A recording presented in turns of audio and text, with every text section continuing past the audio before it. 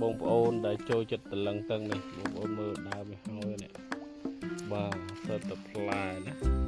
នេះផ្លែវាគឺក្តាំងអញ្ចឹងបងប្អូនបាទមើលទៅមើលចុងដែល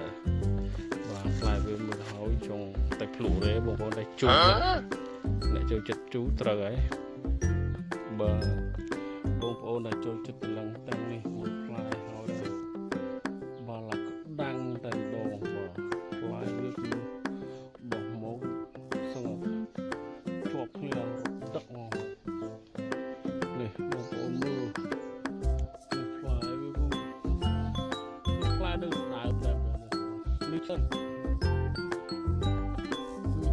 បងប្អូនណាចូលចិត្តអីនេះផ្លែវាគឺពីដើមរកពុល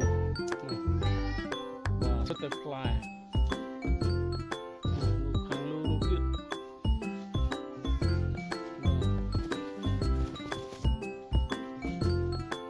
ជួយឲ្យញាក់សាច់បងប្អូននេះបាទនេះហៅផ្លែតលឹងទឹក